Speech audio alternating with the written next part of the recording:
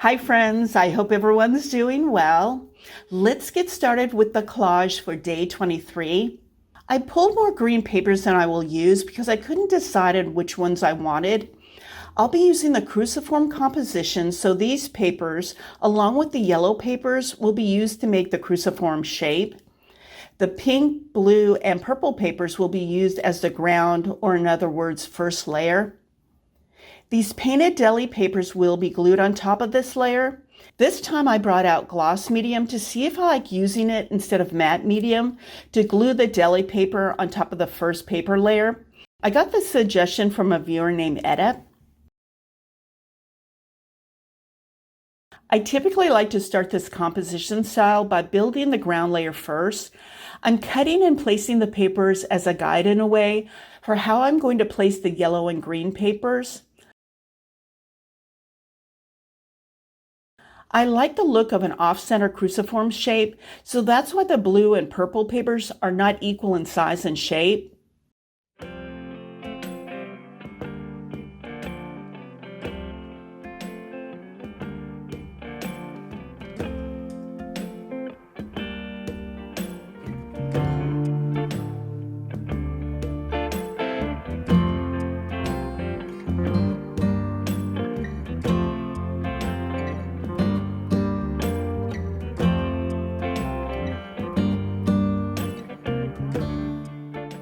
I decided to use one long piece of the pink paper for the right side. I still will be adding the small horizontal pieces on this side.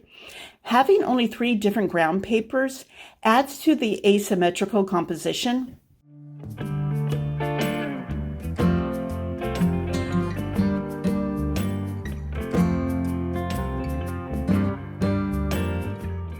Now that this layer is glued in place, I'm using some of the painted deli papers to glue on top of each section.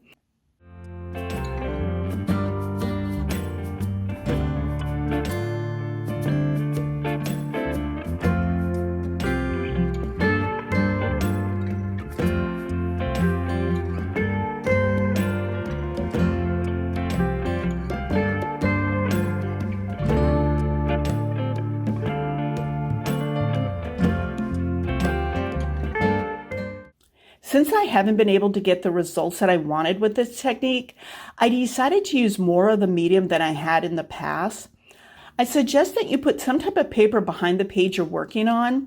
I don't know why I didn't do it this time. Some of the gloss medium got on the next page in the sketchbook journal because I forgot to do this step.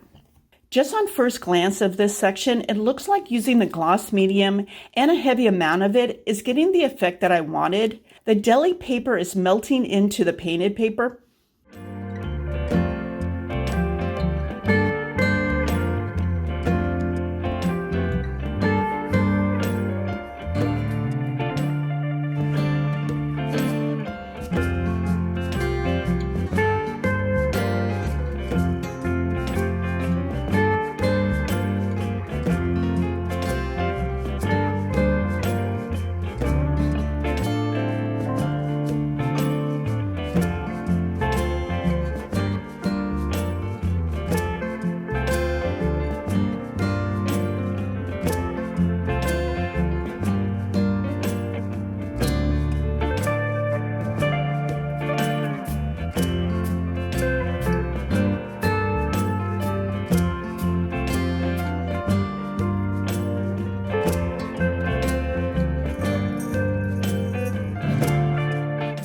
Once the gloss medium dried, I could tell that the deli papers did in fact melt into the paper underneath it, which is what I wanted to happen. I'm unsure if I like the gloss finish.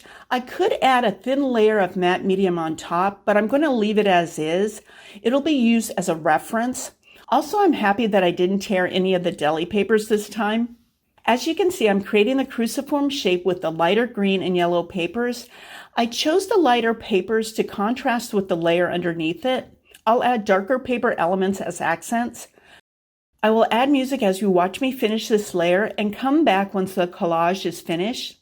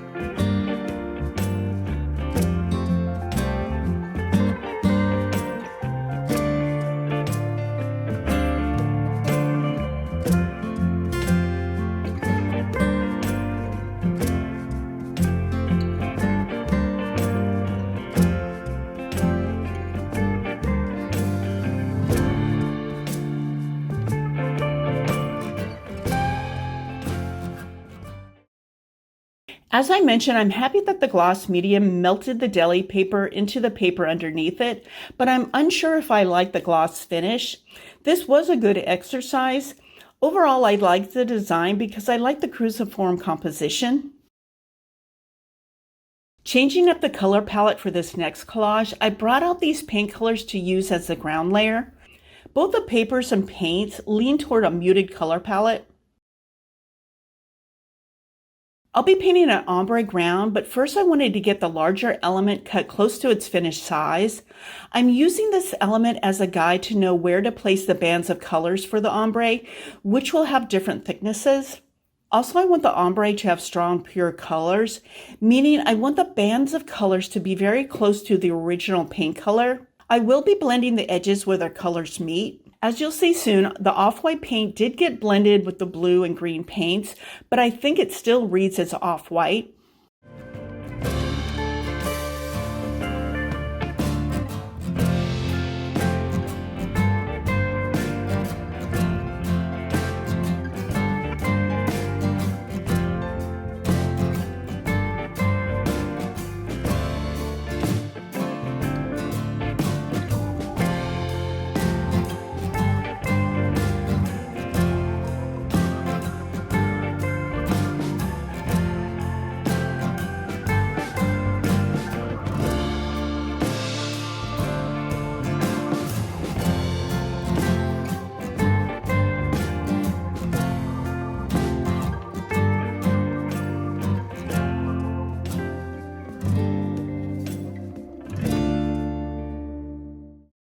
The large brown element will be glued last. I want the other painted papers to be placed underneath it, so each of the paper edges isn't seen. I really like this splattered paper. It's a simple pattern, but it works well as a light value. I'm trying to find the right section of it, so a good portion of the splatter is seen peeping out from underneath the brown element. I don't think I mentioned it in the previous session. Unless I mention another adhesive, I'm using a glue stick off camera to apply to the backs of the cut papers. I'll add music at this point and come back once the collage is finished.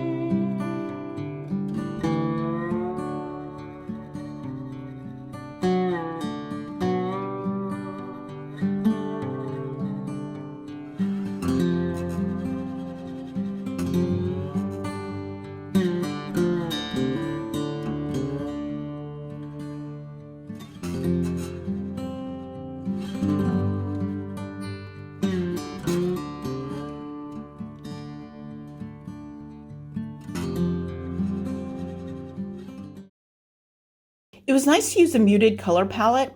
Also, I like all the elements in this collage, from the uneven ombre ground to the different painted papers underneath the large brown element to the size and shape of the brown element. Keeping with the muted color palette theme, here are the papers I pulled. The key to pulling a large amount of papers to have options is to have a color palette decided beforehand. I kept out the gray paint from the previous session to add a bit of color to the ground.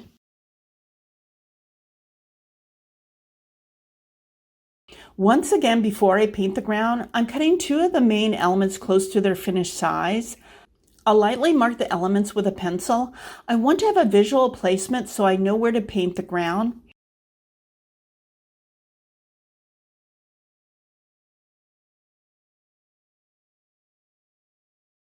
Instead of painting a solid ground or a washy ground, I decided to paint the gray in a diagonal block of color in the lower half of the substrate. I thought it'd be a good block of color underneath part of the collage. I like the dry brush edge, so I left it. It's a simple detail. I'm erasing the pencil marks to give myself some leeway to slightly change the placement or the shape of one or both of the elements. I like to give myself the option to make changes if needed.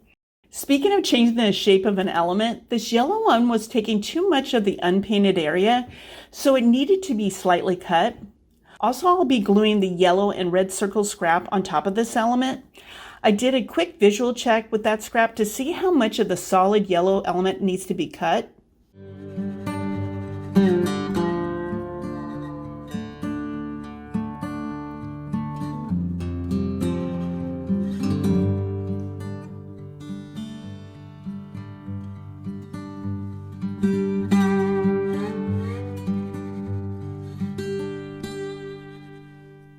The next step is to add smaller and thinner elements. I was looking for ones that had a variety of colors and values in each one. Also, I was thinking of the placement of each one. I wanted some or all of these smaller elements to overlap on top of the two larger ones. It will tie all the elements together. I'll add music and come back when it's finished.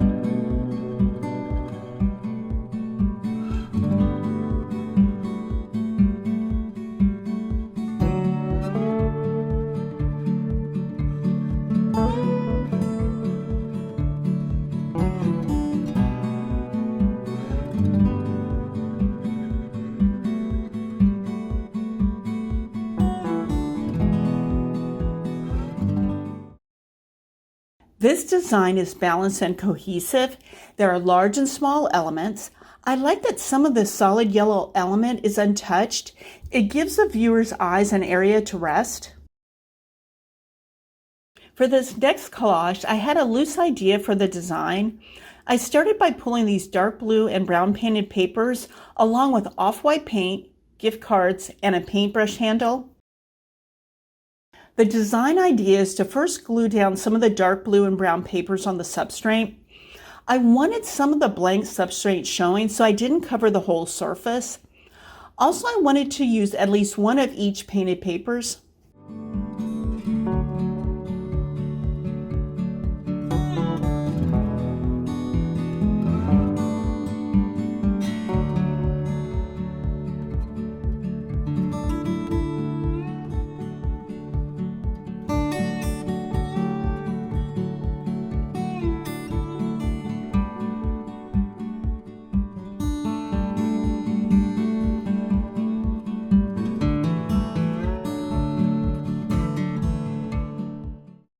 Once these elements were glued in place, I came back in and applied some off-white paint using a gift card. I wasn't concerned about having an even, smooth layer of paint. Instead, I wanted uneven swipes of it with some of the blank substrate showing through. Also, I wanted a heavy enough paint layer so I could come back in and use the paintbrush handle to draw a thin design over the whole surface. I didn't want a busy design. I wanted it to convey a delicate pattern. At this stage, I knew what color papers I wanted to pull to finish the collage, oranges and reds that lean towards a grungier look. I wasn't sure how many of these papers I was going to use or the design before I got started. It was a situation where I decided as I was working on building this layer This part of the process took longer than is shown in the video. I cut out a lot of footage of me going back and forth, as well as just staring at it, trying to figure out what paper to use and its size and shape and placement.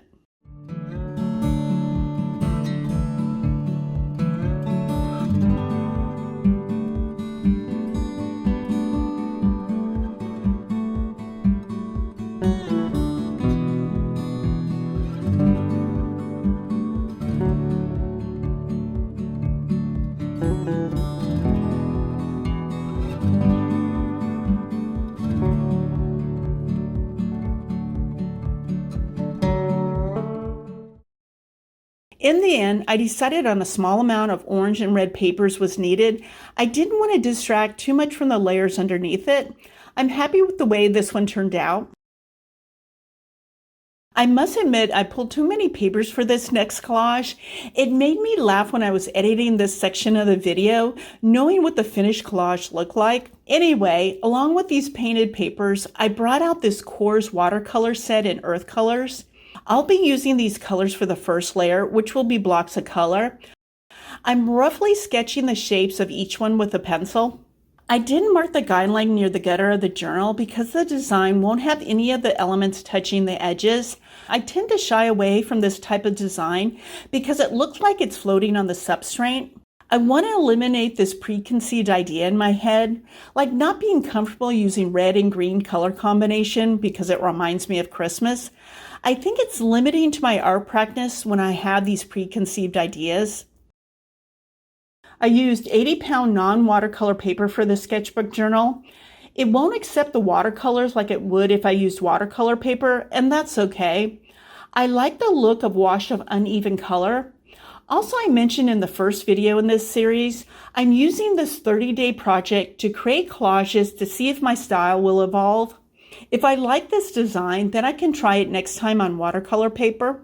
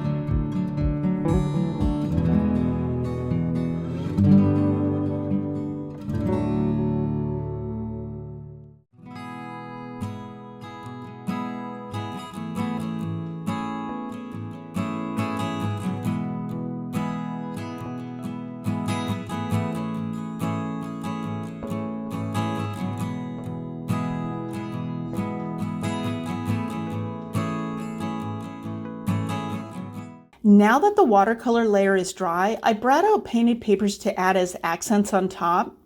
I'm using the word accents because I won't be adding large or many elements. That's why I think it was funny that I pulled so many papers.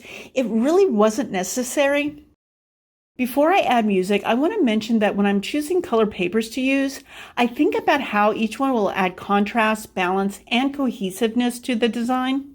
I'll add music now and come back when the collage is finished.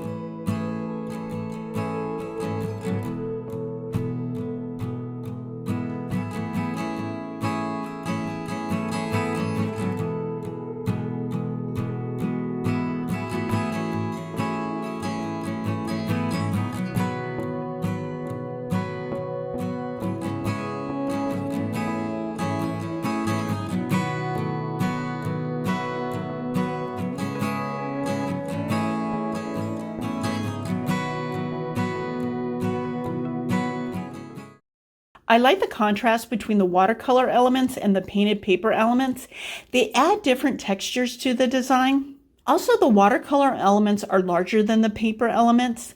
I like having the detail of having tiny accent papers in the lower right. I think it makes the design more interesting to look at. I decided to pull these cut scraps to see what I could do with them. I keep a bag of these in my scraps container. Along with these papers, I brought out these paints to use for the ground. Once again, I'm painting an ombre ground. I like the combination of warm colored papers with a cool tone painted ground. Also, I brought out these oil pastels to use to add a few marks.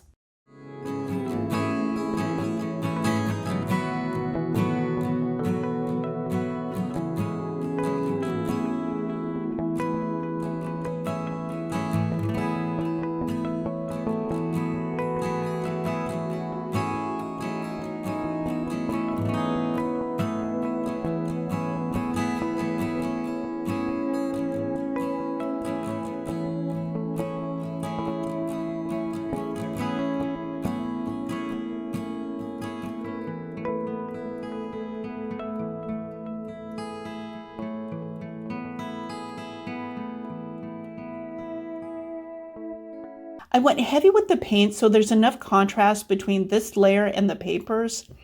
Speaking of this layer, it looked a bit plain to me. I decided to use the oil pastels and draw a few vertical lines. I thought the contrast between the horizontal ombre and vertical lines would be an interesting design. Also, I didn't want too many of the lines because I didn't want this layer to look too busy.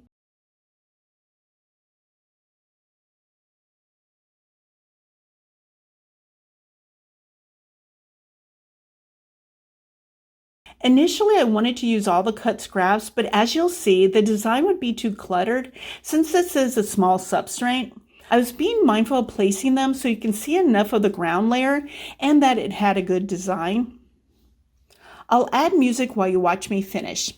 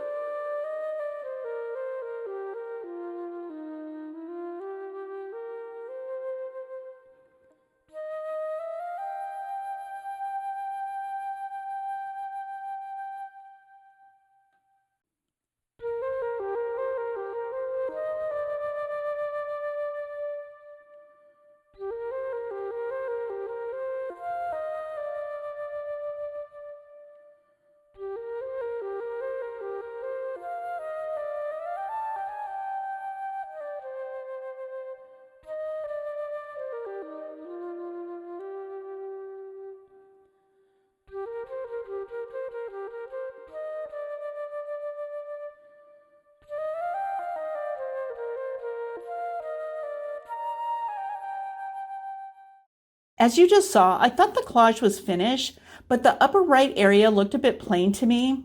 The addition of the yellow curved shape fit perfectly in that space. This one was fun and a bit of a challenge to create. Using a limited amount of painted papers that were already cut posed a challenge. I did alter a few to make the shape work within the design. Even though I'm not comfortable yet using red and green together, I do love the color combination of red with different shades of green, such as aqua and turquoise. This will be a paper-only collage using this limited supply of painted papers, reds, burgundies, light blue, aqua, and turquoise. This design is like the ones I used for days 13, 14, and 15. The red and burgundy papers will cover the whole substrate. The other papers will be accents. Also, all of the papers will have torn edges. Before I add music, I want to talk about the next video in this series, which will be the final one. You probably noticed in the title of this video that I won't be sharing the process of creating the collage for day 30. I decided to include it in the next video.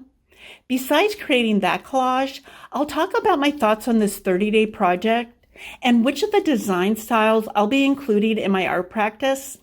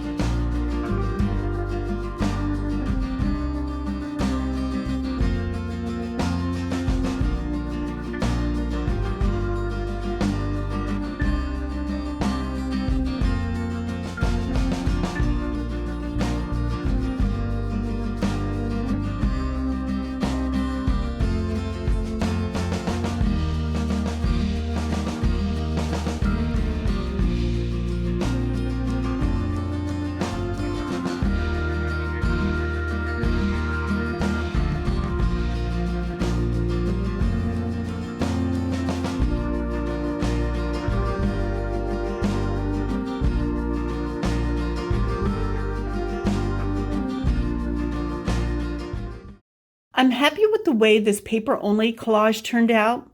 Since I like this color combination, it gives me some hope that I'll be using red and true green together in my art practice. Well, that's it for this week's video. I appreciate you taking time out of your day to watch it. I hope to see you next week for the final video in this series. Take care.